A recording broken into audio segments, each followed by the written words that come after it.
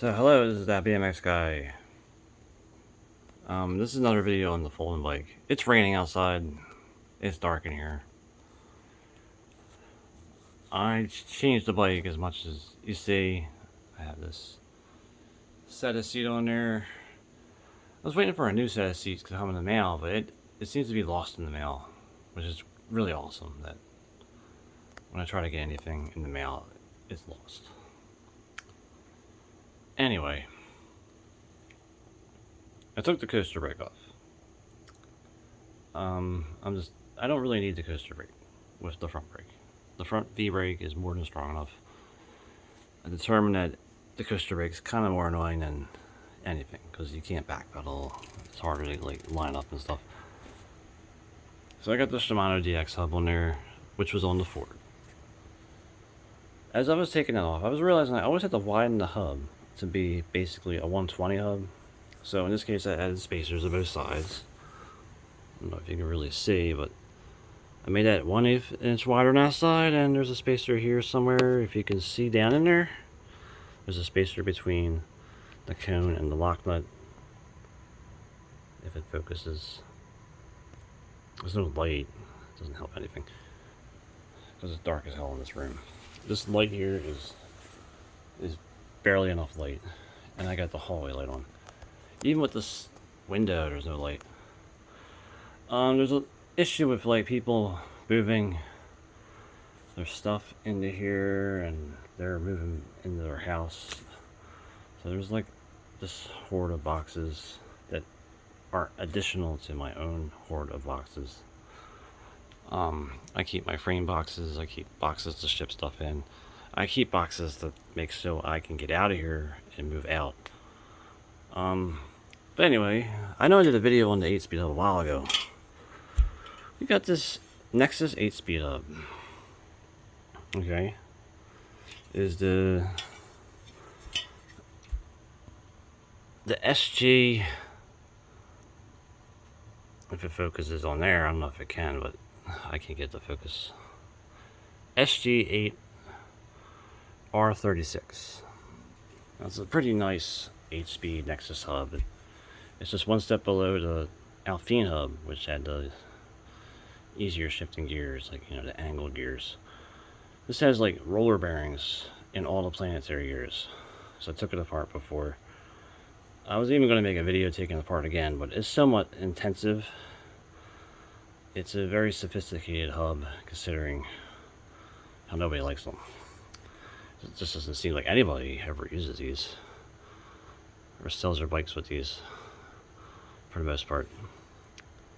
But I was thinking of putting it on there because it actually may fit on there. It's a 120 back end, or 125 back end, and it squeezes in for 120. This is a 135 hub, and just taking that one nut, this one nut off this side, it's pretty much a perfect fit if I don't use the brake. Now, even without it, I can just squeeze it in there. I'm pretty sure I can flex the tubes of the frame out to get this guy in this. I can do the same basic principle I did with the fork, where I bend it out because they're originally very narrow like this. And the fork is, I might bend that fork out. That's the original fork to this. If I don't want to even run brakes, like in the wintertime, and just run the coaster brake, I can go back to that fork and just run the coaster brake. It just seems like it's a maintenance-free kind of setup. I do like not having to clean the rims all the time in the rain. So we'll look at that. Anyway, it has the roller brake adapter, but if I don't even use it, let's say I just change this nut to this lock nut, it's the same width, and it just makes the hub have to be dished a little bit. Right now it still has to be dished. But yeah, I might actually put this guy on something. It might be going on this. Now this hub adds about, like I said, 6 pounds to the bike. Right now, this bike, the way it is 21 pounds, or not 25 pounds, 13 ounces. Now, that seems to be about the same weight as the Ford was with all those parts. The Ford with the rear brake and the Rhino tires, it was like 26 pounds, like 7 or 8 ounces, which isn't really that much heavier than this one is now. So the frame is a nicer frame, but it's still about the same weight as the Boardwalk frame, pretty much. So just to give you an idea on the overall weight, if it is 25 pounds 13 ounces, how much do these fenders weigh? Like maybe what, 10 ounces total, or 10 ounces each? Who knows? The fenders do add weight. I took them off. I just can't ride in the rain like it is now, but it would be a little bit lighter. I mean, does it really need to be that light? The wheels are, what, the rear is a 36 and the front is a 32, but the wheels themselves aren't really a significant difference in weight, because what equalizes the wheels from the wheels that were on it originally with these K-West is that the fact that those K-West tires are heavy, almost as heavy as the Marathons that I actually put on it. The Marathon Pluses are about 19 ounces a tire, you know. These are about 14 ounces a tire. When those are about 7 ounces a tire. But the amount of spokes on there, I mean, if you go to a 28 from a 36, that's like 3 ounces. I'm just going by a general number. I think that's how I did it with my other bike when I changed it to a 28 on the front from a 36. It's not necessarily something that matters, but yeah, I can probably finally use this hub for something. It's just that now that the bike is like 25 pounds 13 ounces or something, this will make it 30 because that's how much weight it's going to add. It's crazy how heavy these internal gear hubs are. At least you know it's not going to shatter to pieces. But yeah, I gotta figure out the rear brake. Now on Pork Chop DMX, they seem to have like clamp on ones that clamp this direction. Now this tube seems to be, well, that tube is 5/8, but this tube is like a taper. That's weird. It needs to be 19 millimeter on the clamping surfaces. It doesn't necessarily matter how it is this way, because it can clamp against it. I don't like the idea of clamping something to the tubes. I'd really rather just have someone weld brake mounts on there. I just didn't really ask. But I'm going to ask eventually. I just have to make sure I have the time and money to do it. It's a timely situation.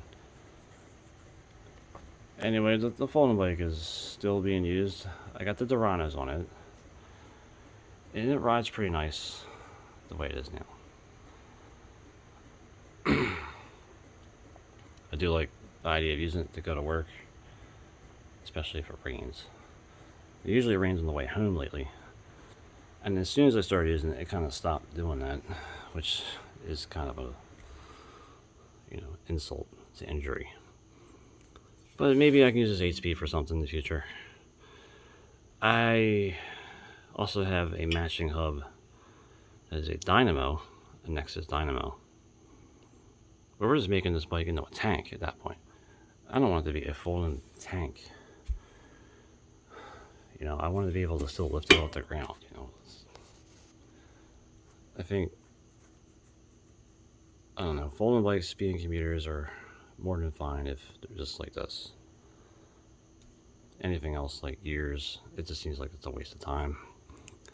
I think the gears just make it so you just want to shift like you're in a car, and I'll get to a red light and barely get through the gears and have to downshift again. Like, there's just no point in really shifting when you're in the city. I got every fucking red light to ever exist as soon as I get to it, and I actually stop, unlike everyone else in the city that rides a bike, because for some reason we have to self-entitle ourselves as a bicyclist that they all wear helmets, but they'll just run the red lights. So, whatever the case is, I'd rather just follow the safety rules of the road and stop at those lights and stay there and wait. I mean, they're for the safety of the situation. You don't have to worry about being hit by anyone. You're already stopped at the light. You don't have to sit there looking down the street to see if someone's going 90 miles per hour or 30 miles per hour. Because you never know. You never know they're going to just decide to speed up to 100 miles per hour to try to get through that red light, and they'll hit you. I just know, like, that's just how I see it. Anyway, you may notice that, yeah, I got a spare Speed UNO fork. The magnet is, well, the magnet that is on there, and the new magnet that was on that fork is just hanging out somewhere. I still got extra forks for the Ford. I was thinking of putting this fork on the Ford so I can use the wheel that came on the Speed UNO, the skinny one, even though I still got the Ford's wheels. The Ford's wheels are these cheap steel hubbed wheels that I got to roll okay. They're not the best, but they're good backup wheels. It's a single walled rim. They're just 28s, so they're very easy to bend if you do decide to jump off a curb or something.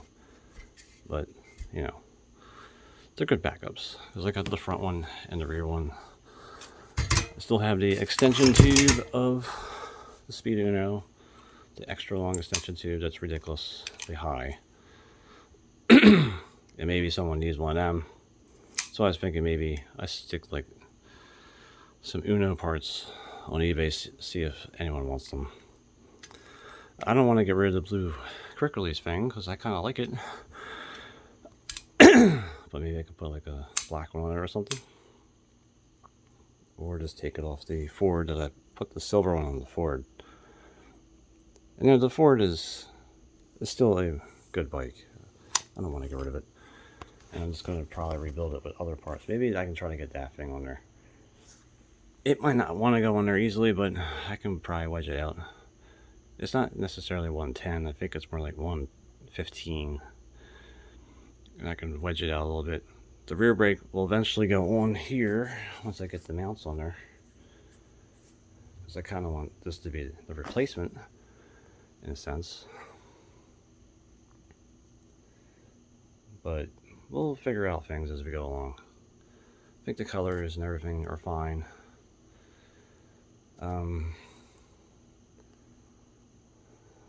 Yeah. Anyway, this is that BMX guy. And that was just another update on my folding bike. Additional pieces and parts. And the Speed UNO is a more than adequate bike to use. I still have my BMX bikes that are ride way nicer, but at least this one, you know, it's usable. Anyway, this is that BMX guy, and thanks for watching.